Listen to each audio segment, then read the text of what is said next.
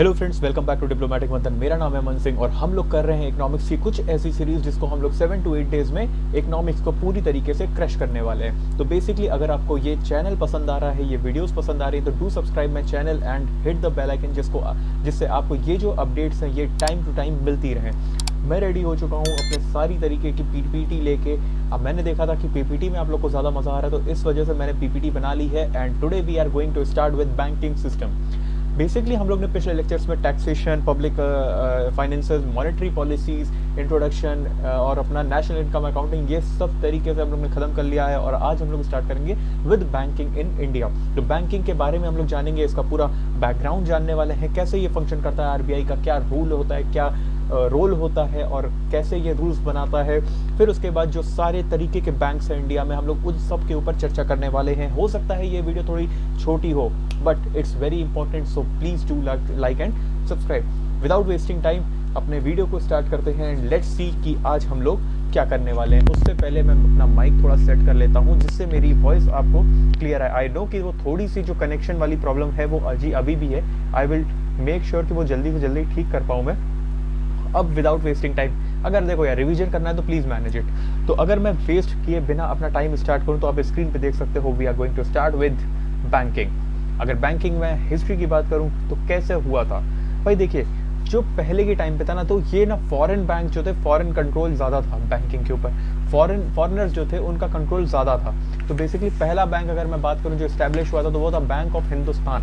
और वो कब स्टार्ट हुआ था, मतलब इस्टेब्लिश हुआ था 1770 में बैंक ऑफ हिंदुस्तान हमारा इस्टेब्लिश हुआ था इन इंडिया। और अगर मैं बात करता हूँ ऐसा कौन सा बैंक था जो इंडियन ओन्ड था, तो वो था जो सबसे पहला बैंक इन इंडिया वॉज, देखो अगर बात होती है first bank in India, first in India it was bank of Hindustan and it second is first Indian owned bank, owned, तो वो है इलाहाबाद वाला बैंक ऑफ इलाहाबाद। ठीक है, बैंक ऑफ इलाहाबाद। और ये कब हुआ था, 1865 में। ये it was first Indian owned bank, it was first Indian owned bank. तो ये भी थोड़ी सी हिस्ट्री है, इस तरीके से हम लोग इसको करने वाले हैं। तो अगर मैं बात करूं पोस्ट इंडिपेंडेंस की, तो इंडिपेंडेंस के पहले यार क्या हुआ था, इंडिपेंडेंस के बाद क्या हुआ था, ये सारी चीज़ों को हम समझने वाले हैं। हुआ क्या था ना कि कुछ देखो नेशनलाइजेशन करना स्टार्ट किया गया कि हमें लगा कि नहीं, there is a need to nationalize the bank. एक पर्टिकुलर जगह पे रख के कोई फायदा नहीं है, इसको नेशनलाइज करते। तो इंपीरियल बैंक में 3 बैंक्स आते थे। कौन कौन से, आपके बैंक ऑफ मद्रास था, bank of I guess 3 bank थे, bank of Calcutta, bank of Bombay and bank of Madras. क्या है, there was bank of Madras, है ना, उसके बाद बॉम्बे एंड बंगाल। ये 3 बैंक थे, इनको इंपीरियल बैंक, और इसी का नाम बाद में चेंज करके एसबीआई कर दिया गया। तो this was the steps taken इसके लिए, आगे के लिए हमें यूज करने के। इंपीरियल बैंक 1921 में हुआ था। तो बेसिकली इसको हमने आगे बढ़ाया और एसबीआई हमने इसको बना दिया। इफ वी टॉक अबाउट आज की डेट में जो एसबीआई है उसी का नाम था इंपीरियल बैंक ऑफ इंडिया। इसी की तरीके से हम लोग ने बैंक को नेशनलाइज करना स्टार्ट किया। 14 बैंक जो थे, 14 बैंक्स को हम लोग ने नेशनलाइज किया था, है ना, क्योंकि यार देखो ये सबके पास पहुंच नहीं पा रहे थे। ये बैंक्स जो थे सबके पास नहीं पहुंच पा रहे थे, रूरल एरिया में नहीं पहुंच पा रहे थे। तो बेसिकली ये तरीके की प्रॉब्लम थी, इसलिए हमने सोचा कि यार नेशनलाइज करते हैं। अगर 1991 के बाद की बात करें हम लोग, तो काफ़ी ज़्यादा लिबरलाइज किया हम लोग ने, और ज़्यादा हम लोग ने इसको प्राइवेट सेक्टर को हमने किया कि आप आइए हमारे यहाँ बैंक्स खोल लीजिए, कोई दिक्कत नहीं है हमको। जितना ज़्यादा लिबराइज करेंगे हम लोग इसको, जितना ज़्यादा लिबरल रहेंगे उतना बेटर है, किसके लिए, हमारे ही लोगों के लिए, कि भाई वो आराम से बैंकिंग सर्विसेज का लाभ उठा सकेंगे। तो basically this was the thing if I talk about this. तो अगर इसके बारे में बात करूं तो प्राइवेट सेक्टर ने किस तरीके से इसमें काम किया था ये भी हम लोग आज देखने वाले हैं, है ना। देखिए पब्लिक सेक्टर, प्राइवेट सेक्टर, इन सब का, फॉरेन बैंक्स को हम लोग ने बोला कि आइए भाई आप अपना यहाँ पे इंटरेस्ट रेट सेट करिए, आप जो भी आपको करना है यहाँ पे आप कर सकते हैं आके। तो basically if I talk about banks, तो बैंक्स का यार देखो, बैंक्स का अगर मैं नाम लेता हूँ तो सबसे पहली चीज़ क्या आती है, बैंक्स का नाम लेने पे सबसे चीज़ जो पहली आती है कि भाई हम बैंक में पैसा डिपॉजिट कर सकते हैं, राइट। बैंक में पैसा डिपॉजिट कर सकते हैं, उसके बाद हम लोग इसमें और भी लोन्स ले सकते हैं इनसे। तो इस तरीके के सारे जो इश्यूज हैं, सारे जो इनके प्राइमरी फंक्शंस हैं, तो एक्सेप्टिंग डिपॉजिट, पैसा जमा करवाना, लोन्स प्रोवाइड करना, ये इनके प्राइमरी है। और सेकेंडरी में जैसे ये आपको क्रेडिट कार्ड प्रोवाइड करते हैं, ये आपको कोई भी कंसल्टेशन आप करो, कुछ भी कंसल्ट करो किसी से, तो आप बैंक से कर सकते हो कि मैं इसमें पैसा इन्वेस्ट करूँ या नहीं। तो कंसल्टेंसी सर्विसेज भी ये कहीं ना कहीं प्रोवाइड करते हैं। फिर फाइनेंशियल एडवाइस जिसे मैं कह रहा हूँ, financial advice, issuing credit and debit cards, फिर उसके बाद डिपॉजिट, सेफ डिपॉजिट्स वगैरह ये जो करते हैं, ये इनके सेकेंडरी काम है। लेकिन पहला जो प्राइमरी काम है वो है पैसा जमा करवाना और साथ ही में आपके लोन्स को प्रोवाइड करना। If I talk about bank के बैंक शीट, अब देखो मैंने पिछले वीडियो में बात की थी ना कि हम लाइबिलिटीज और एसेट्स की बात की थी, ठीक है। तो बैंक के ऊपर लाइबिलिटीज क्या होती हैं और बैंक के ऊपर एसेट्स क्या होते हैं।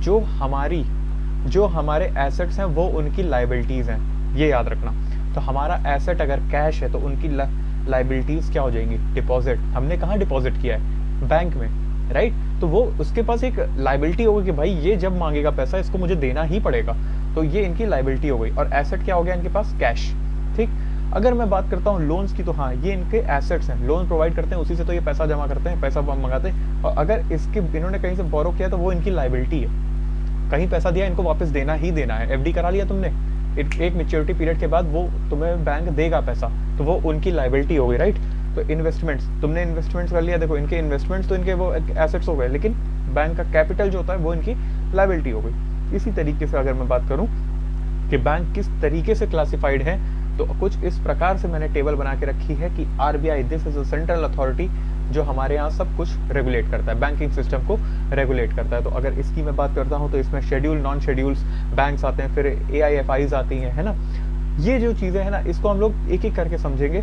ये आप एक जो भी है इसका आप वो ले लो, फोटो ले लो आप इसको अपने फ़ोन से, और इस चीज़ को एक जिस्ट वे में समझने की कोशिश करना। बट हाँ, मैं एक एक करके सब कुछ डिस्कस तो करने वाला हूँ। अगर मैं बात करता हूँ आरबीआई की, तो आरबीआई एक सेंट्रल अथॉरिटी है हमारे अपने जगह पे। तो अगर इसकी मैं बात करूँ तो ये स्टैब्लिश हुआ था आरबीआई एक्ट 1934 के तहत। इस चीज़ को जानना आपके लिए ज़रूरी है कि ये कैसे एस्टैब्लिश हुआ था। आरबीआई एक्ट 1934 के तहत ये हुआ था। और इसके पास पावर कैसे आई, इसके पास देखो ये एस्टैब्लिश तो हो गया, लेकिन हर चीज़ की एक पावर होती है ना, कि पावर कहाँ से ला रही है तुम्हारे पास। तो जो पावर इसके पास आई है वो किसके तहत आई है, power to regulate, power to have regulation over, power of regulation over a bank. तो ये इसके पास आई है बैंकिंग रेगुलेशन एक्ट, ये इसके पास आई है बैंकिंग रेगुलेशन एक्ट 1949 के तहत एक एक्ट बना हमारे यहाँ, बैंकिंग रेगुलेशन एक्ट। उसके तहत इनको मिली है पावर, किस चीज़ की पावर, कि ये कुछ भी जो बैंक्स हैं उसके ऊपर ये रेगुलेट कर सकें। अब इनके भाई देखो, ये तो बड़ी नॉर्मल सी चीज़ है कि आपको समझ में आना चाहिए कि आरबीआई के फंक्शंस क्या होते हैं। आरबीआई मॉनेटरी पॉलिसीज को फ्रेम करेगा, राइट, मॉनेटरी पॉलिसी को फ्रेम करेगा, उसके बाद इशूअर करेगा, आपके मैनेजमेंट प्रोसेस करेगा, सारी चीज़ें, फिर सुपरवाइज करेगा कि कोई बैंक सही से चल रही है या नहीं, कोई दिक्कत तो नहीं है। जैसे CRR SLR का जो रेट होता है वो मेंटेन करना, रेपो रेट को बताना कि हाँ ये इतना करना है आपको। तो बेसिकली डेवलपमेंट रोल देखता है उसका। फिर बैंकर होता है गवर्नमेंट के लिए, ये जो गवर्नमेंट को पैसा चाहिए होता है तो ये आरबीआई से भी मांगते हैं कि भैया हमको इतना पैसा चाहिए, हमको दे दो, ठीक है। अगर मैं बात करूं कि ये देखो last lender of last resource, अगर मान लीजिए कोई भी फाइनेंशियल इमरजेंसी आ गई है, इमरजेंसी ऑफ फाइनेंशियल असिस्टेंस कुछ भी चाहिए, तो इसमें जो सबसे बड़ा रोल प्ले करता है वो करता है आरबीआई। तो इस तरीके से ये सारी चीज़ों को मैनेज करता है। फिर फॉरेन एक्सचेंज को भी ये मैनेज करता है कि किस तरीके से हमें सारी चीज़ें सही करनी। अब मैंने बात की थी शेड्यूल और नॉन शेड्यूल। शेड्यूल और नॉन शेड्यूल में सिर्फ डिफरेंस एक मेन रखिएगा, एक है ना, एक शेड्यूल सेकेंड है ऑफ बैंकिंग एक्ट, तो आरबीआई एक्ट का एक शेड्यूल 2 है, उसमें अगर लिस्टेड है तो आपका बैंक शेड्यूल बैंक हो गया, अगर नहीं लिस्टेड है तो शेड्यूल नहीं है आपका, ठीक है, नॉन शेड्यूल बैंक हो गया। तो बेसिकली अगर मैं बात करूं कि शेड्यूल और नॉन शेड्यूल, तो it is listed in second schedule of RBI act and non schedule is not listed. Basically अगर मैं बात करूं शेड्यूल बैंक, तो इसको आरबीआई फॉलो करना पड़ेगा। अगर ये शेड्यूल्ड है तो डेफिनेटली सारी चीज, अगर ये आरबीआई एक्ट में है तो आरबीआई के सारे रूल्स फॉलो करेगा, तो definitely required to comply all the guidelines made by RBI. उसके बाद आरबीआई से बोरो करने के लिए एलिजिबल रहेगा, बिल्कुल रहेगा, क्योंकि सारे रूल्स फॉलो कर रहा है तो कुछ तो बेनिफिट दो यार उसको, बोरो करने के लिए भी तो दो। अगर मैं बात करूँ CRR, अब देखो CRR की अभी मैंने बात की, CRR ने एक, मैं ऐसे जस्ट बता दे रहा हूँ, अभी आगे हम लोग पढ़ेंगे। CRR इज अ मिनिमम एक अमाउंट जो कि बैंक को अपने पास रखना होता है, ताकि कुछ दिक्कतें आई तो उसमें हम लोग, नेट डिमांड आ गई एकदम से, तो उस चीज़ को हम लोग नेट डिमांड और टाइम लायबिलिटी जो होती है ना, उसको फुलफिल करने के लिए कोई दिक्कतें ना आए, उस वजह से आपको एक थोड़ा सा अमाउंट अपने पास बचा के रखना पड़ेगा। एक तरीके से समझ लो कि तिजोरी में कुछ पैसा मम्मी रखती है ना, कि एकदम इमरजेंसी आ गई तो इसको यूज़ करेंगे, उस टाइप का है ये। तो CRR आपको रिक्वायर करना, मेंटेन करना ही पड़ेगा, कुछ सर्टेन परसेंटेज जो RBI सेट करेगा उसको आपको फॉलो करना पड़ेगा। फिर लोन्स फ्रॉम RBI, आप एलिजिबल होते हो, बिल्कुल शेड्यूल बैंक जो होते हैं वो एलिजिबल होते हैं लोन्स लेने के लिए कि हाँ भैया हमको लोन दे दीजिए, ठीक। अगर मैं बात करता हूँ फिर पेड अप कैपिटल, और इस तरीके से अगर मैं बात करूँ तो paid up required to have minimum paid up 100 crore का ये आपको रखना पड़ेगा। और वहीं मैं शेड्यूल की बात करूं, नॉन शेड्यूल की सॉरी, तो ये they are not listed in second schedule, फिर they are not eligible to follow, मतलब उनको अगर कंप्लाई नहीं है, बेसिक गाइडलाइंस जो है वो फॉलो करिए आप। ये नहीं कि सारी चीज़ें फॉलो कर रहे हो कि मैंने CRR रेट इतना कर दिया तो आप उतना ही फॉलो करिए, ऐसा ज़रूरी नहीं है। आप CRR मेंटेन करिए कि नहीं करिए उससे हमें मतलब नहीं है, ठीक है, वो आपकी मर्जी है अपनी खुद की। लेकिन हाँ, बेसिक जो गाइडलाइंस है कि फ्रॉड ना हो, उस चीज़ के चक्कर में RBI ने इसको कहा कि बेसिक गाइडलाइन फॉलो करना बहुत ज़रूरी है। आप ऐसा नहीं कर सकते कि कोई फ्रॉड कर दो, ठीक है, उस चीज़ से बचने के लिए। तो बेसिकली अगर मैं बात करूँ कि क्रेडिट फैसिलिटी ये ले सकते हैं RBI से, तो नहीं, ये क्रेडिट फैसिलिटी भी नहीं ले सकते हैं, इनको CRR भी मेंटेन नहीं करना, और ये लोन्स भी नहीं ले सकते हैं बिल्कुल तरीके से। तो इसी तरीके से अगर मैं बात करूँ नेक्स्ट चीज़ की, तो आता है पब्लिक सेक्टर बैंक, जैसे आपका SBI हो गया जो पब्लिक के लिए खोला होता है, पब्लिक सेक्टर बैंक, SBI हो गया आपका, बैंक ऑफ बड़ौदा हो गया, पंजाब नेशनल बैंक हो गया, इस तरीके के जो आते हैं। अभी करंटली अगर मैं बात करूँ तो 12 पब्लिक सेक्टर बैंक्स हैं। इस तरीके से हम लोग आगे जानने वाले हैं। फिर इसके बाद ये देखो, ये तो मैंने बता दिया पब्लिक सेक्टर। अब समझो कि शेड्यूल्ड प्राइवेट बैंक्स क्या होते हैं। They are owned by private entities, जो प्राइवेट पर्सन ओन करता है ना, उसको प्राइवेट एंटिटी जो ओन करता है उसको हम लोग कहते हैं, जैसे एक्सिस बैंक हो गया, ठीक है, ICICI बैंक, आपको याद होगा चंद्रा कोच्चर, राइट। तो बेसिकली इस टाइप के जो बैंक होते हैं इनको हम लोग कहते हैं शेड्यूल्ड प्राइवेट सेक्टर बैंक। इसमें भी कोई दिक्कत नहीं, ये भी सारी RBI की गाइडलाइंस फॉलो करते हैं। और इसके बाद आता है हमारा scheduled foreign banks. Scheduled foreign banks में क्या होता है कि जैसे फॉरेन कंपनी आके यहाँ पे सेटअप कर दी है अपने बैंक को, जैसे सिटी बैंक हो गया, स्टैंडर्ड चार्टर्ड हो गया, ये सब टाइप के जो भी बैंक्स होते हैं इनको। अब आता है यार देखो रीजनल रूरल बैंक्स। हमने समझ लिया कि यार देखो बैंक तो सेटअप कर रहे हैं, लेकिन यार रूरल पीपल जो है ना वो थोड़ा सा इसमें इन्वेस्ट नहीं कर पा रहे हैं, चीज़ों को सही से मैनेज नहीं कर पाते, तो इसके लिए हमने सेटअप किया रीजनल रूरल बैंक। हमने इसमें लेके कि यार क्रेडिट अवेलेबिलिटी जो रूरल पीपल के लिए, उनको भी तो दीजिए आप क्रेडिट। वो क्या गांव से यहाँ शहर में आएंगे सारे सामान करने, सारे काम करने, नहीं ना, तो एक टाइप का वहाँ पे के लिए भी ओपन करिए। अगर मैं बात करूँ रीजनल रूरल बैंक की, तो इसमें देखो क्या होता है, इसमें कुछ चीज़ें परसेंटेज सेट होता है। रीजनल रूरल बैंक में सबका हाथ होता है, क्योंकि देखो कहीं ना कहीं वो सेंटर के अंदर भी आ रहा है, स्टेट के अंडर भी आ रहा है, और स्पॉन्सर बैंक इसको कोई ना कोई स्पॉन्सर करता है। तो अगर मैं बात करूँ कि सेंट्रल, तो सेंट्रल गवर्नमेंट के इसका जो परसेंटेज होता है ओनरशिप का, सेंट्रल गवर्नमेंट इसका 50% पार्ट ले जाता है, और उसके बाद स्टेट गवर्नमेंट इसका 15% ले जाता है, और स्पॉन्सर बैंक जो होता है वो लगभग 35% इज ओवर स्पॉन्सर बैंक। तो इस तरीके से अगर मैं बात करूं, ये बेसिकली ग्रामीण पीपल्स के लिए यूज होता है, ग्रामीण के लिए यूज होता है। तो अगर इसकी मैं बात करूं, ये तरीके के जो बैंक्स होते हैं इनको हम लोग कहते हैं रीजनल रूरल बैंक, ठीक है। और RB जो था हमारा वो था प्रथम बैंक, पहला जो हमारा रीजनल रूरल बैंक था वो था Pratham. This was our first regional rural bank, Pratham के नाम से इसको हम लोग जानते थे। तो बेसिकली रीजनल रूरल बैंक में 3 तरीके के ओनरशिप होता है, जब सेंट्रल गवर्नमेंट 50% इसका स्टेक ले जाता है, उसके बाद स्टेट गवर्नमेंट 15, और स्पॉन्सर बैंक जो होता है, जो स्पॉन्सर करता है कि हाँ चलो मैं करवा देता हूँ, वो जो होता है वो 35% का आपका जो ओनरशिप होता है वो लेके जाता है। फिर आते हैं हमारे स्मॉल फाइनेंस बैंक। अब देखिए इसमें क्या होता है ना, कि इसमें होता है कि आपको कुछ ना कुछ लाइसेंसिंग की ज़रूरत पड़ती है, थोड़ा सा, इसको ज़्यादा बड़ी चीज़ें नहीं है कि आप ये गाइडलाइन के अंदर ही आता है। फिर उसके बाद प्रोवाइडिंग फाइनेंशियल सपोर्ट, जैसे लोन हो गया, इंश्योरेंस हो गया, फिर उसके बाद फार्मर्स के लिए, अनऑर्गेनाइज सेक्टर के लिए जो लोन होता है वो स्मॉल फाइनेंस बैंक की जो होते हैं ये करते हैं। इनको जो होता है मिनिमम कैपिटल एडिक्वेट रेशियो 15% का मेंटेन करना पड़ता है। ये भी एक तरीके का फंड है जिसको आपको फॉर इमरजेंसी पर्पसेस अपने पास रखना होता है। अभी इसके बारे में हम लोग आगे बात करेंगे। फिर प्रायोरिटी सेक्टर लेंडिंग का टारगेट होता है इनके पास 75% का।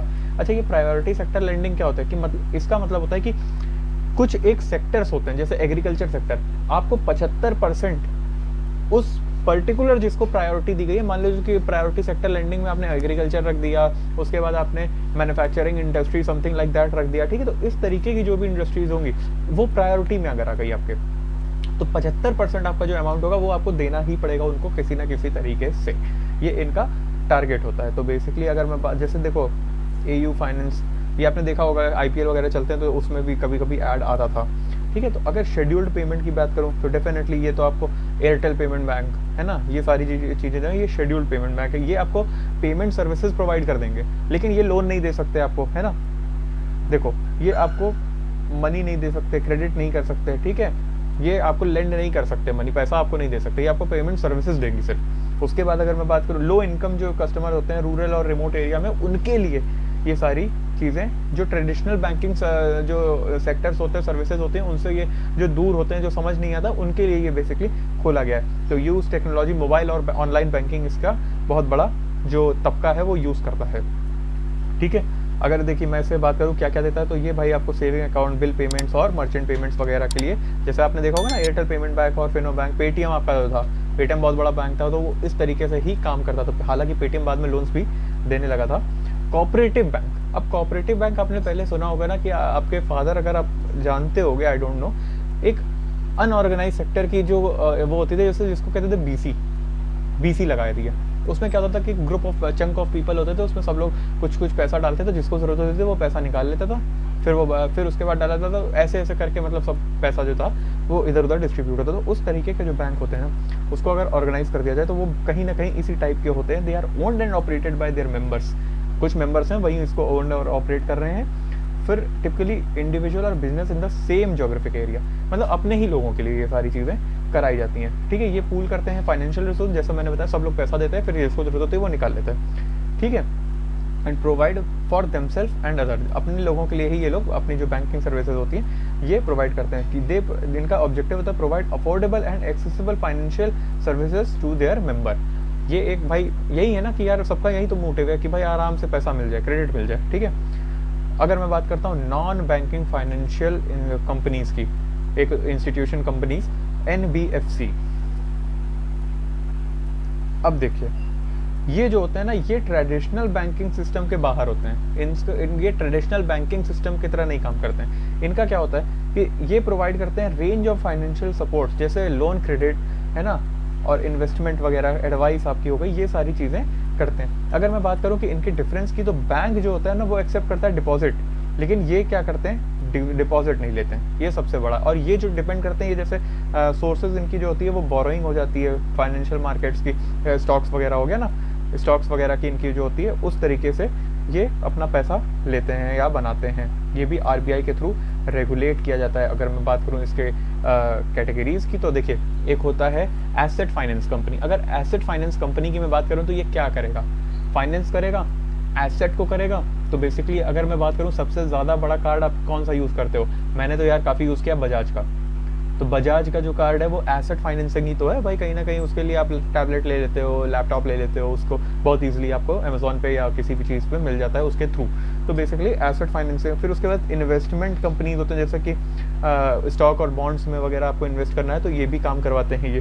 फिर लोन कंपनीज होती हैं, कई तरीके के आपने देखा होगा कि लोन भी दे देते हैं, बंधन बैंक वगैरह जो होता है वो लोन भी दे देता है। तो इस तरीके, अगर मैं बात करूँ इंफ्रास्ट्रक्चर फाइनेंस कंपनी, तो क्या होता है, जैसे आपको क्या बनाना है, कुछ इंफ्रास्ट्रक्चर बनाना है, एयरपोर्ट बनाना है, समथिंग लाइक दैट, कुछ ऐसा काम करना है, तो उसके लिए आप ये भी यूज़ कर सकते हो, इससे मदद ले सकते हो। फिर माइक्रो फाइनेंस आता है कि भाई स्मॉल लोन्स, छोटे लोन्स, जो थोड़ा ऐसे इंडिविजुअल हैं जो जिनको स्टार्ट करना है समथिंग बिजनेस लाइक, तो उस तरीके में भी ये काम आते हैं।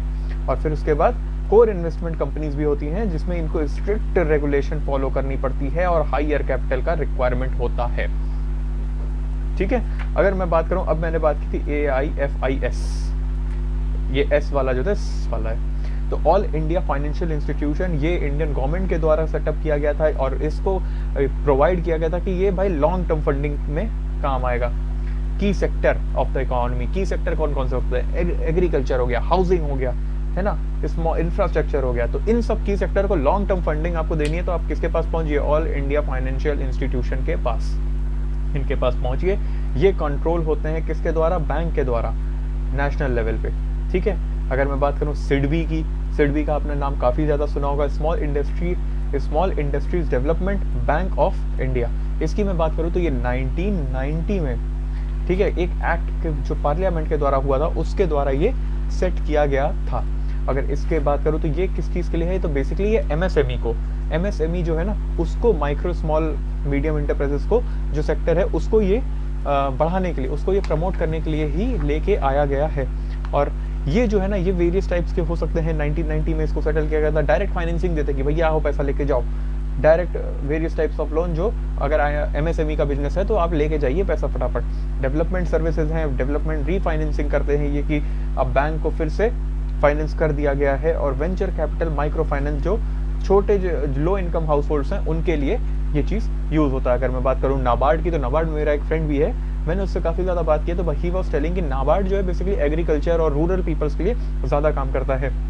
1982 में ये आया था और उसके बाद रूरल एरियाज़ में एग्रीकल्चर सेक्टर में ये काफ़ी अच्छी तरीके से काम करता है। जैसे ये एग्रीकल्चर क्रेडिट देता है आपको, एग्रीकल्चर क्रेडिट ये किस तरीके से देता है, जैसे कमर्शियल बैंक्स हो गया, रीजनल रूरल बैंक्स हो गया, कोऑपरेटिव बैंक्स हो गया, इन सबको ये क्रेडिट फैसिलिटी देता है। फिर रूरल इंफ्रास्ट्रक्चर, मान लीजिए कोई रोड्स बनानी है, कोई नाले बनाने हैं वहाँ पे, तो उस तरीके के जो भी इंफ्रास्ट्रक्चर होंगे उस तरीके को ये सपोर्ट करने के लिए सबसे आगे आएगा। फिर माइक्रो फाइनेंस की मैं बात करता हूँ तो again it provides credit to their clients in rural area, जो रूरल एरिया में इसके क्लाइंट्स हैं उनको ये देता है पैसा।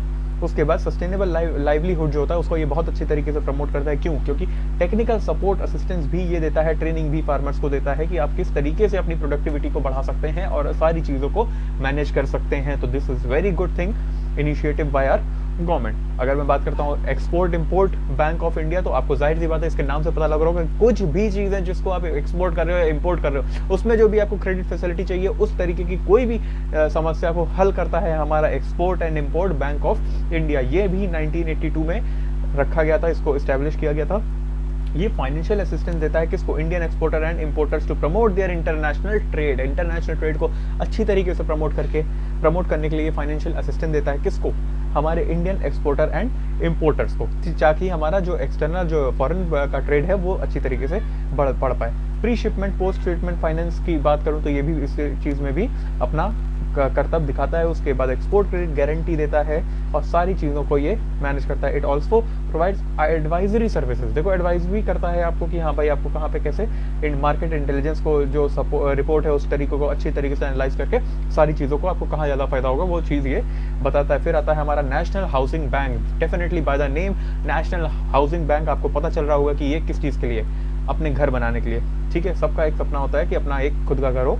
तो इस्टेब्लिश्ड इन 1988, 6 साल बाद ही हमारे नेशनल हाउसिंग बैंक को सेटअप किया गया। और उसके बाद हम लोग ने इसमें देखा कि ये सपोर्ट करता है हमारे हाउसिंग सेक्टर इन इंडिया को। आपको ओनरशिप या रेगुलेट करना है हाउसिंग से, इसका मेन जो होता है वो फाइनेंस करता है, रीफाइनेंस करता है किसको? हाउसिंग फाइनेंस कंपनीज को रेगुलेट करता है। हाउसिंग फाइनेंस कंपनीज को minimum capital requirement and prudential norms for lending.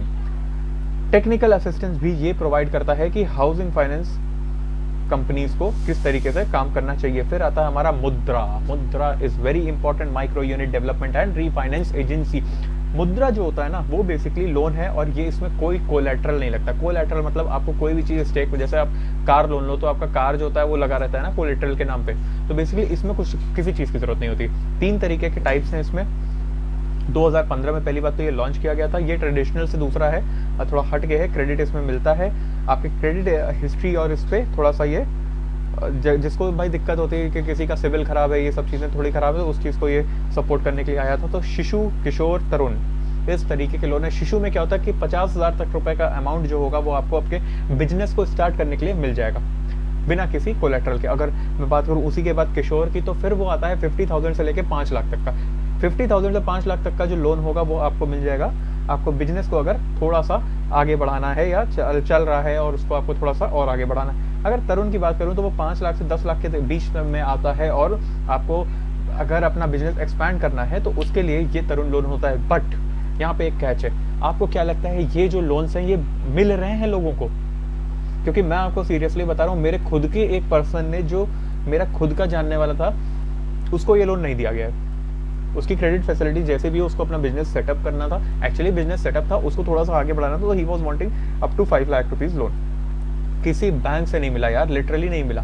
तो होता क्या है कि बैंक्स ही इसको डिनाई कर रही हैं कहीं ना कहीं। आई एम टेलिंग दिस कि इसको बैंक ही कहीं ना कहीं नहीं दे रही है, बैंक जो है उसको अवॉइड कर रही है देना, क्योंकि उनको पता है कि बिना कोलेटरल के है और इसमें हमारा रिस्क ज़्यादा है कि हमारा पैसा डूब जाएगा।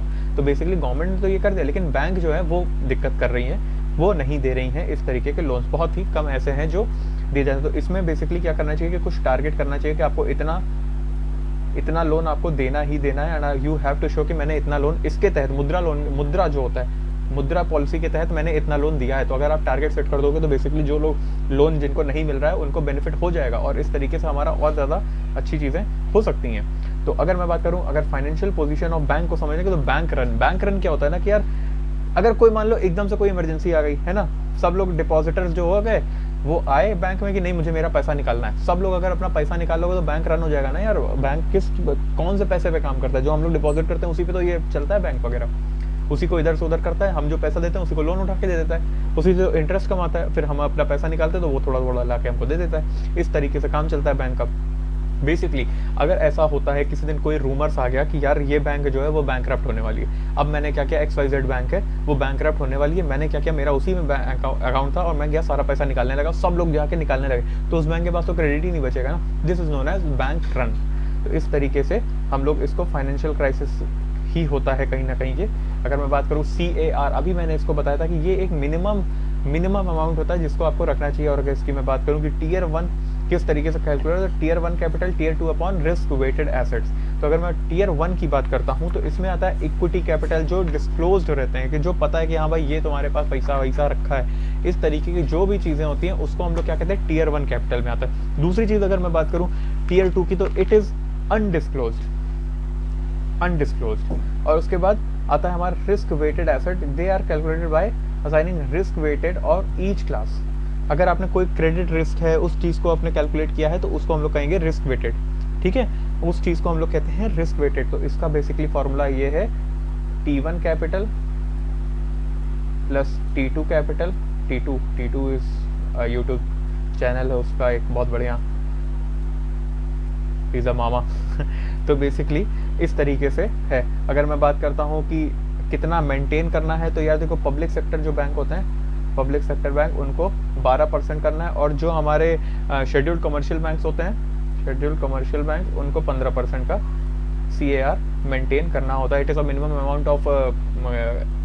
अमाउंट जो कि बैंक को मेंटेन करना होता है किसी भी टाइप की इमरजेंसी को वो करने के लिए, विद स्टैंड करने का। फाइनेंशियल लॉस अगर हो गया तो उस चीज़ को विद स्टैंड करने के लिए कुछ अमाउंट आपको रखना चाहिए। अगर मैं बात करता हूँ बेसल नॉर्म्स, तो बेसल नॉर्म्स पे ये काफ़ी ज़्यादा डिपेंड करते हैं। तो बेसल नॉर्म्स जो होता है ना, it is just a framework, it is a framework for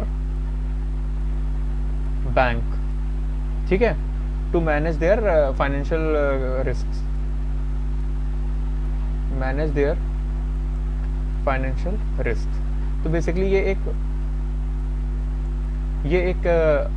framework है किस चीज़ के लिए, कि भाई अपना आप कैसे रिस्क को मैनेज करोगे, ठीक है। तो पहले ये क्या आता था कि बेसल 1 नॉर्म्स आए थे 1988 में, कि आपको मिनिमम कैपिटल रिक्वायरमेंट ज़रूरी है और होल्ड करिए कम से कम 8% ऑफ देयर रिस्क वेटेड है, जो आपको लगता है कि वापस नहीं आ सकता, ये बहुत रिस्की है, उसको आप उसका 8% जो होगा उसको होल्ड करके रखिए।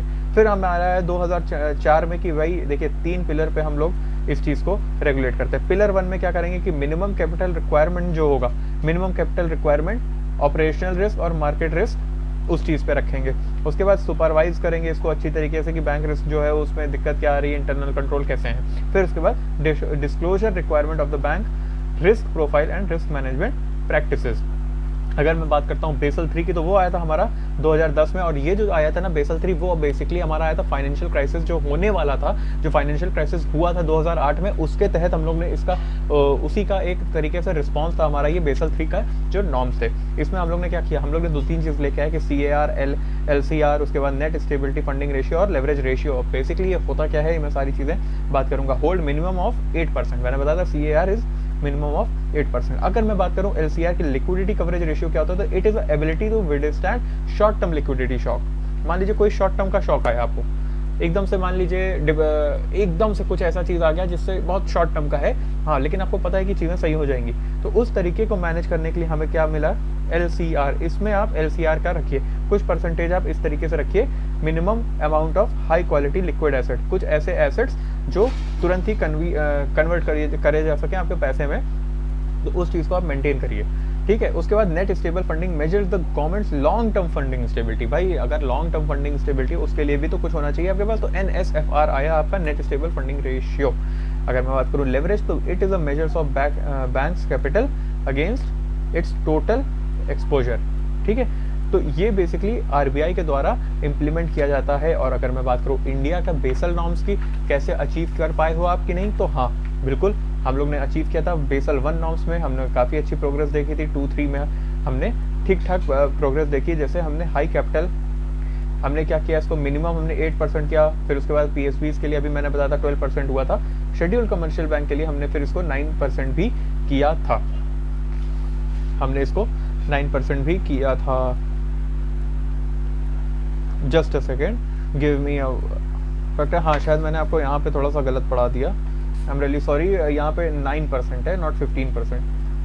Schedule commercial bank was 9%। Yes, it is to maintain 9% of their. और देखो पब्लिक सेक्टर बैंक से उसको 12% कम करना है। वही मैंने सोचा था कि यार वो कम होना चाहिए था, वाई इट इज़ मोर। तो बेसिकली इसको 9% करना है। यहाँ पे 9% आपको मेंटेन करना है। क्या चीज़? CAR। उसके बाद LCR और NSFR जो है उसको short term and long term के लिए हमने बनाया। तो ये भी बहुत अच्छी चीज़ की अचीवमेंट थी, अच्छा था। अब इससे हमें क्या मिला? इससे हमें मिला कि हमारा जो रिस्क मैनेजमेंट था ना, वो बहुत अच्छी तरीके से इम्प्रूव हो गया। जैसे क्रेडिट रिस्क, ऑपरेशनल रिस्क और मार्केट रिस्क जो था वो बहुत अच्छी तरीके से हमारा इम्प्रूव हो गया और बच गया। चैलेंजेस इसमें जो आए कि भाई स्मॉल बैंक था, उनके साथ हमारे काफ़ी चैलेंजेस आए। फिर भाई क्रेडिट रिस्क मैनेजमेंट, जैसे हाई लेवल ऑफ NPS। बहुत लोग ऐसे थे कि लोन ले रहे हो लेकिन पेमेंट नहीं कर पा रहे हो वापस, NPS हुआ है उसके लिए। अब NPA होता कैसे, ये अभी हम बात करेंगे। 3 स्टेप में होता है, ठीक है। 3 स्टेप में आपका NPA लगता है। पहला महीना, दूसरा महीना, तीसरे महीने के बाद NPA लगता है आपका। तो इस तरीके से हम लोग बात करने वाले। फिर limited adoption of Basel 3 norm. Basel 3 norms का बहुत लिमिटेड अडॉप्शन हुआ कि भाई हाँ कर तो रहे हैं लेकिन बहुत लिमिटेड कर रहे हैं, ठीक है। अगर मैं बात करूँ, अब देखो NPA आ ही गया। इट इज़ NPA का मतलब ये होता है कि जब आदमी को लोन मिलता है बैंक के द्वारा और आदमी लोन नहीं दे पाता वापस, तो कहीं ना कहीं NPA, नॉन परफॉर्मिंग एसेट हो जाता है। किसके लिए? बैंक के लिए।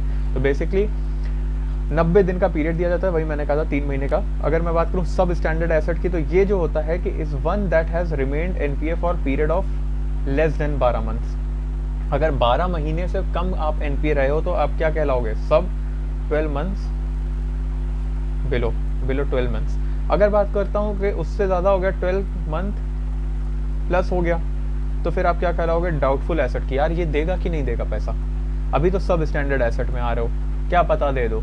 लेकिन अगर 12 महीने प्लस हो गए तो फिर यार डाउटफुल में आ गए, यार ये पता नहीं देगा कि नहीं। फिर उसके बाद लॉस एसेट, जिसका पैसा आना मुश्किल ही नहीं नामुमकिन हो चुका है कि अब ये नहीं देगा, ये मेरे को पैसा नहीं मिलने वाला है, तो ये आ जाता है NPA की कैटेगरी में। अगर मैं बात करूँ NPA क्राइसिस, तो अर्ली 2010 में ना इकोनॉमिक शटडाउन हुआ था। फ्रॉड और मैल प्रैक्टिसेस काफ़ी ज़्यादा होती थी, जैसे आपने देखा होगा फ्रॉड्स तो इस टाइम बहुत ही ज़्यादा हो रहे हैं। तो उस तरीके से जो होता था, तो अब क्या होता था ना कि बोरोवर ले तो लेते थे लेकिन इंटेंशन ही नहीं रहता था कि उसको वापस करेंगे। तो इस तरीके का काफ़ी होता था। इनएडिक्वेट रिस्क मैनेजमेंट था, रिस्क मैनेजमेंट को कुछ किया ही नहीं गया था, तो इस तरीके के क्राइसिस आने लगते थे। अगर मैं कहता हूँ adverse effect of NPA crisis, तो हाँ NPA हो जाता तो क्या होता है यार, प्रॉफिटेबिलिटी जो होती है वो कम हो गई। अब भाई प्रॉफिट कैसे कमाएंगे? अब हमने तो इंटरेस्ट दिया, हमारा तो पैसा ही चला गया, है ना। Overall credit culture of a country is affected. भाई क्रेडिट कल्चर ही अफेक्ट हो जाता है। उसके बाद investment and growth are affected. Investment भी नहीं कर सकते क्योंकि पैसा ही चला गया मेरा। गवर्नमेंट में हैव प्रोवाइड फाइनेंशियल असिस्टेंस। भाई देखिए,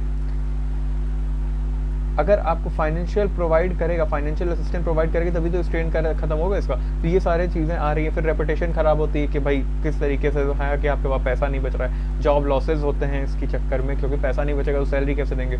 इनिशिएटिव अब क्या किया गया कि हमने भाई देखो लोक अदालत चलती है कि हर 4th सैटरडे को चलती है, फिलहाल मेरे सिटी में हर 4th सैटरडे को ये लोक अदालत लगती है, जिसमें ये सारे जो बैंकिंग सिस्टम है, जिसमें आपने बैड लोन्स होते हैं, जिसका क्रेडिट कार्ड ले लिया फिर उसकी दिक्कतें आ रही हैं, उस चीज़ को बहुत अच्छी तरीके से टैकल करने के लिए लोक अदालत हुआ। फिर DRTs हुआ, दीज आर स्पेशल केस, कि भाई इस तरीके से। भाई अब ये सारे केसेस आप सोचो ना कि नॉर्मल कोर्ट में लेके जाओगे तो कितना कुछ बढ़ जाएगा। तो इस चीज़ को मैनेज करने के लिए इन सब चीज़ों का गठन किया गया। फिर आता है आपका SARFAESI, सरफेसी एक्ट 2002। उसमें क्या होता है ना कि ये स्क्रूटनाइज करने के लिए है, reconstruction of financial assets and enforcement of security interest, ये इसका फुल फॉर्म है। और ये 2002 में पास हुआ था। ये और ज़्यादा पावर देता है किसको, बैंक्स को और फाइनेंशियल इंस्टीट्यूशन को, कि आप बैंक जो बैड लोन्स होते हैं उनको रिकवर कर पाओ। ये पावर करता है कि उनके एसेट्स को सील कर पाइए। इसी के तहत कि आप कोई भी एसेट है, इसी के तहत ये क्या करते हैं, आपको सील करते हैं। इसी के तहत ये सीज कर लेते हैं या उसको बेच सकते हैं कि कर सकते हैं। फिर उसके बाद एसेट रिकंस्ट्रक्शन कंपनीज की उसको बेच भी दें, है ना। फिर उसके बाद क्या होता है कि company set up by bad loans from bank financial institution and discount them to try to recover them. मतलब जैसे मान लीजिए किसी ने कार खरीदी, अब कार का वो रीपेमेंट नहीं कर पा रहा है लोन का, ठीक है, तो क्या करेगी, कार उसकी उठ जाएगी और उसके बाद उसको बेचा जाएगा। मतलब उसकी नीलामी की जाएगी। आपने सुना होगा बैंक नीलामी, तो बैंक की नीलामी का है यार, इसको ले लो, ये सस्ते में मिलेगा। तो बैंक की नीलामी का मतलब ये कि जितना दे रहा है यार मैक्सिमम टू मैक्सिमम इससे दो, ताकि हमारा लोन रिकवर हो सके मैक्सिमम टू मैक्सिमम। उसके बाद क्या होता है ना कि जितना अमाउंट रिमेनिंग होता है उससे मांगा जाता है जिसने जो डिफॉल्टर था। ये बेसिकली एक तरीके का पूरा वो है। तो बेसिकली इसी को हम लोग क्या कहते हैं, एसेट रिकंस्ट्रक्शन कंपनीज। ये जो काम करती हैं वो यही कंपनीज करती हैं। अगर मैं बात करूं mission Indradhanush is something rainbow, इसको लेकिन मिशन इंद्रधनुष के नाम से ही जानो।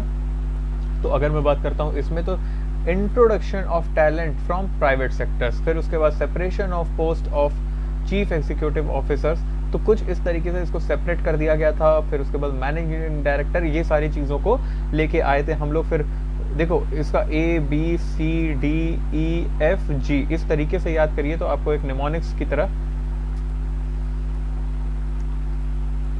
याद रहेगा। ये सी से बैंक बोर्ड ब्यूरो हम लोग ने सेटअप किया था, appointment of directors helping bank to merge acquisition.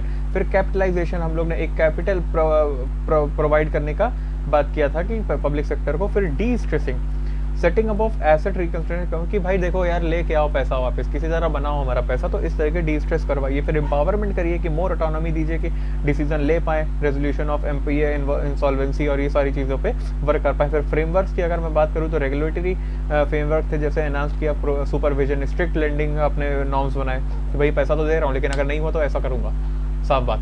तो ये चीज़ों पे आपने आया। फिर गवर्नेंस रिफॉर्म्स की बात करूँ तो पब्लिक सेक्टर बैंक्स को लेके कुछ गवर्नमेंट का स्ट्रक्चर जो था वो भी चेंज हुआ, जैसे बैंक ऑफ बोर्ड ब्यूरो और परफॉर्मेंस बेस्ड इंसेंटिव स्कीम, जैसा परफॉर्मेंस दे रहे हैं उसका हम इंसेंटिव भी आपको देंगे, तो उस तरीके से हम लोग ने बनाया। तो अगर मैं बात करूँ फिर ए से अपॉइंटमेंट्स हो गया, फिर बैंक बोर्ड ब्यूरो बी से हो गया, फिर उसके बाद कैपिटलाइजेशन हो गया सी से, एंड डी स्ट्रेसिंग हो गया डी से, जिसमें हम लोग क्या करते हैं कि भैया पैसा लेके आओ, वो हमारा दिमाग का कूल डाउन हो, Thala for a reason right, cool down टुक टुक करके। उसके बाद एम्पावरमेंट करिए। फिर अगर मैं बात करूं इंसॉल्वेंसी एंड बैंक्रप्सी कोड 2016, तो ये क्या करता है कि ये एक time bound and efficient resolution process को वो करता है कि बैंक्रप्सी केसेस जो है ना, इसको एक टाइम बाउंड प्रोसेस में करिए भाई इसको। अगर बैड बैंक की बात करूं तो 2020 में गवर्नमेंट ऑफ इंडिया ने अनाउंस किया था क्रिएशन ऑफ बैड बैंक। ये एड्रेस किया गया था कि एनपीए क्राइसिस को ना हटाने के लिए, भाई बहुत एनपीए क्राइसिस हो रहे हैं, इसको देखिए किसी तरह को सही करिए। तो देखो ये क्या होता है ना कि ये क्या करेगा, इस टाइप के जो बैंक होते हैं जो एनपीए होंगे, ठीक है, एनपीए जो होते हैं, एनपीए है मान लीजिए एसबीआई है, ठीक है, एसबीआई में 10 लोग एनपीए हैं, एग्जाम्पल दे रहा हूँ। अब ये जो बैड बैंक होगा ना, बीबी लिख दे रहा हूँ इसको, बीबी वही टीटू मामा वाला बीबी मैंने लिख दिया है। तो अगर बैड बैंक होगा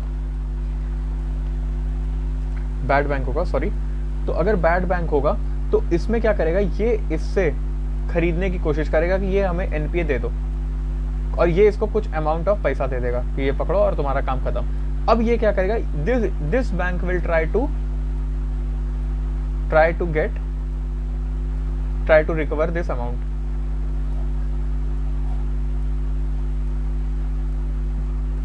तो ये जो बैंक होगा ये इसको ट्राई करेगा कि भैया इससे किसी तरह हम पैसा निकाल लें। अगर मैं बात करूँ कुछ बैंकिंग सेक्टर के कमिटीज़ की, तो सबसे पहले भाई आया था नरसिम्हम कमेटी 1991 में। इन्होंने क्या किया था कि इन्होंने रिडक्शन किया था एसएलआर में और सीआरआर में, कुछ कम किया था कि भाई ठीक है थोड़ा सा कम रखिए, क्योंकि अगर बैंक जो है वो सीआरआर और एसएलआर में ही अपना पैसा रखते रहेंगे तो लोन क्या देंगे, कहाँ से देंगे। फिर लिबरलाइज किया इनके बैंकिंग सेक्टर्स को। फिर इस्टेब्लिशमेंट किया किसका, कि जो एसेट रिकंस्ट्रक्शन कंपनी होती है कि भैया ये कंपनी सेटअप कर रहा हूँ। जैसे आपने देखा होगा कभी भी क्रेडिट कार्ड अगर किसी ने लिया और वो पैसा नहीं दे रहा तो उसको बैंक की तरफ से पहले कॉल आता है, लेकिन फिर उसके बाद में जो रिकवरी एजेंट्स होते हैं उनका कॉल आता है, वो बैंक से एसोसिएटेड नहीं होते हैं तो उनका कॉल होता है। They are basically asset reconstruction company के जो एम्प्लॉयज होते हैं वो, तो उनको एजेंट्स कहा जाता है। वो इंसेंटिव बेस पे होता है, उनका टारगेट होता है कि इतना करिए। फिर उसके बाद नरसिम्हम कमेटी एक और बार आती है 1998 में, और इसके बाद क्या होता है कि बैंकिंग जो स्टेक होता है उसमें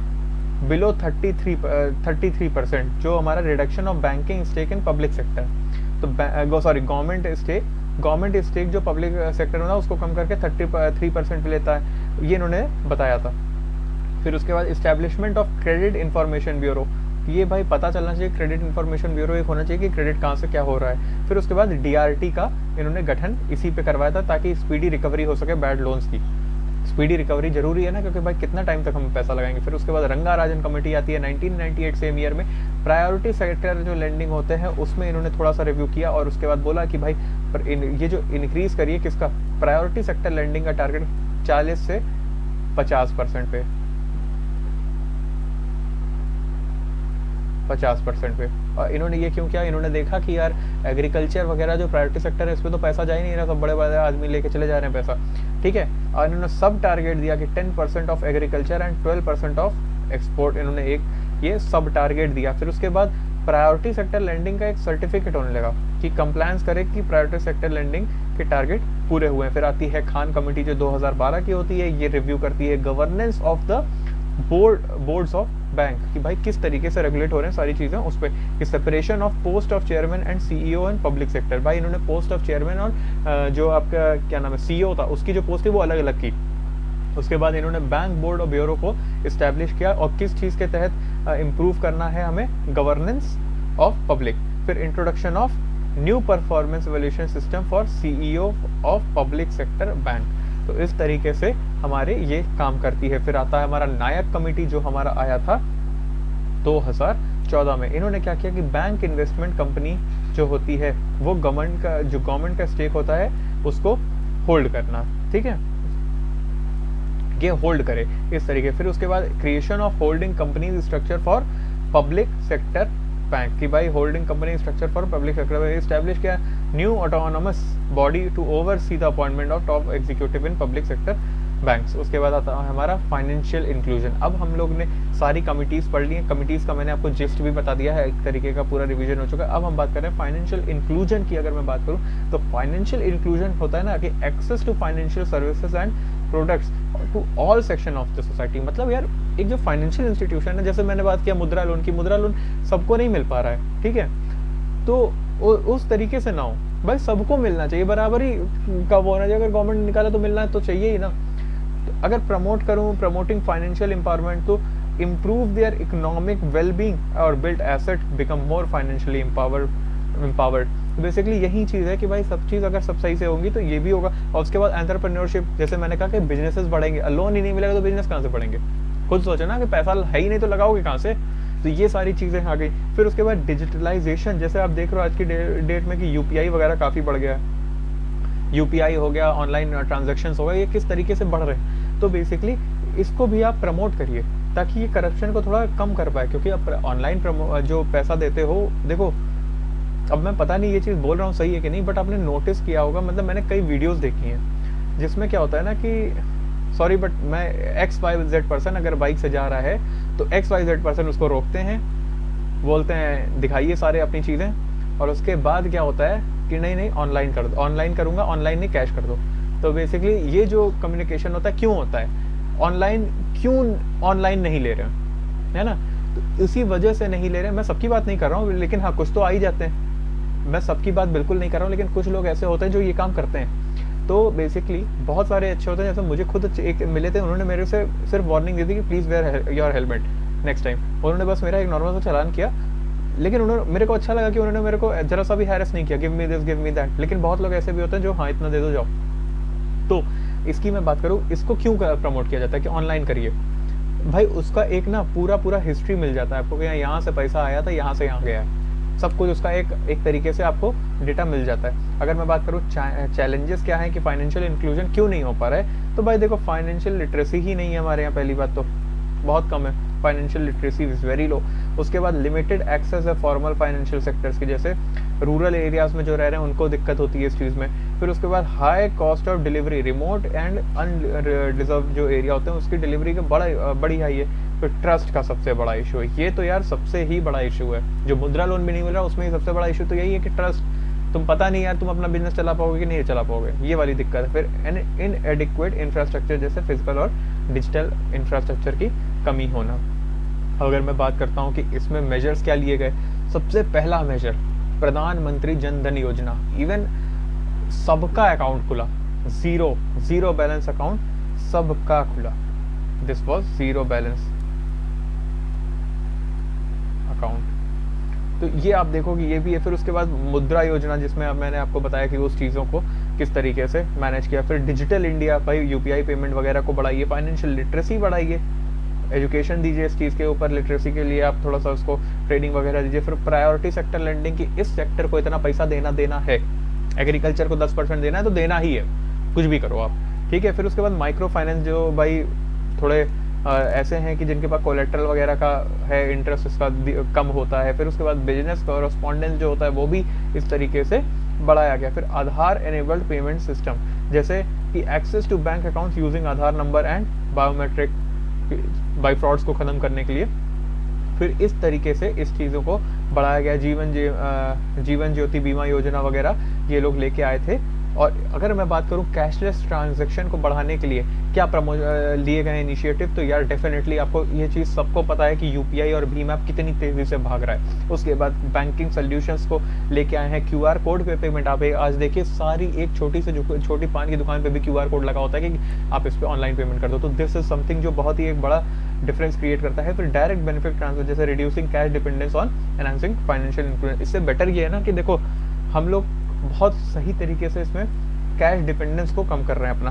फिर रुपे कार्ड को अभी भी देख लो, रुपे कार्ड का कितना ज़्यादा ऐड आता है आईपीएल में भी, ठीक है। तो उस चीज़ की तहत आप डिमोनेटाइजेशन किया आपने, ठीक है। अब वो पॉजिटिव है नेगेटिव मैं इस पर चर्चा नहीं करना चाहता हूँ। फिर रुपे कार्ड का तो मैंने अभी आपको बताया। फिर आधार एनेबल्ड पेमेंट सिस्टम, के आधार के तहत आप अपना पेमेंट कर सकते हो, इस तरीके से हम लोग ने बात किया। फिर उसके बाद मर्चेंट डिस्काउंट रेट की, fee charge by bank and payment service provider to merchant for accepting digital payment. जैसे आप देखो ना कि जो उनके यहाँ वो लगता है पेटीएम करो या देवियों सज्जनों धन्यवाद, वो फोन पे वाला, वो जो यूज़ करते हैं ना उसका उनको कुछ पैसा देना पड़ता है, उसका कुछ तो पैसा देना पड़ता है कि पर डे या समथिंग लाइक दैट, मेरे को नहीं पता, लेकिन उसका कुछ उसका अमाउंट होता है जो उनको देना पड़ता है कि मंथली आपको 200, 250, 300 रुपये देना पड़ेगा इस पर्टिकुलर डिवाइस का यूज़ करने का। तो उस तरीके की भी चीज़ें हम लोग ने किया कि हाँ ठीक है चलो इसको प्रमोट करिए किसी भी तरह, this is very good for अपना बिजनेस बढ़ाने का तरीका सबसे अच्छा है। तो basically we have completed our this banking system, पूरी तरीके से हम लोग ने इसको ख़त्म कर लिया है, इसमें और कुछ नहीं बचा है जो आपको पढ़ना है। तो अब in next lecture we are going to start with our next topic. देखते हैं हम लोग नेक्स्ट टॉपिक क्या होता है। वैसे मैं आपको बता ही देता हूँ, we will be starting with I guess financial market, agriculture and industry वगैरह हमारा थोड़ा सा बचा हुआ है। तो इस चीज़ को हम लोग जल्दी से जल्दी ख़त्म करने की कोशिश करेंगे। और आपको अगर ये इस वीडियोज़ में मज़ा आ रहा है तो बहुत जल्दी से मैं, आप देखो इकोनॉमिक्स इज़ ना बहुत वास्ट सब्जेक्ट, तो उसको 7 दिन में ख़त्म करने के लिए इसी तरीके से मुझे पढ़ाना पड़ेगा। और मुझे पता था कि तुम लोग को पीडीएफ से मज़ा आ रहा है, इस वजह से मैंने पीपीटी बनाई और लेके आ गया हूँ। तो बेसिकली इस चीज़ को फॉलो करिए। And I am really sorry कि मेरी जो वॉइस है वो थोड़ी सी जो मुझे पता है वो कनेक्शन वाली प्रॉब्लम आती है, मैं खुद भी अपनी वीडियोज़ देखता हूँ तो मुझे पता है वो आती है, लेकिन प्लीज़ मैनेज, कुछ टाइम के लिए वो मैनेज करिए। एंड डेफिनेटली कुछ टाइम में I will be changing this mic. तो with this I'll be stopping my video. Hope आपको ये पसंद आ रहा होगा। Do like and subscribe my channel and hit the bell icon, जिससे आपको जो अपडेट्स हैं वो लगातार रेगुलर बेसिस पे मिलते रहें और आपका रिवीजन छूटे नहीं। इस इकोनॉमिक्स को खत्म करने के बाद we will be starting with any other subject जो यूपीएससी से रिलेटेड होगा। डेफिनेटली शायद मुझे लगता है कि साइंस एंड टेक्नोलॉजी या ज्योग्राफी में से कोई एक चीज़ मैं स्टार्ट करने वाला हूँ, बिकॉज साइंस एंड टेक्नोलॉजी में करंट अफेयर्स भी काफ़ी ज़्यादा अच्छी तरीके से पूछे जा रहे हैं। जैसे अभी आपने देखा वो वुल्फ को लेके आए हैं, तो सारी चीज़ों को हम लोग देखने वाले हैं एक तरीके से। तब तक के लिए मैं आप लोग से इजाज़त चाहूँगा और आई will B meeting you in next video. तब तक के लिए बाय बाय।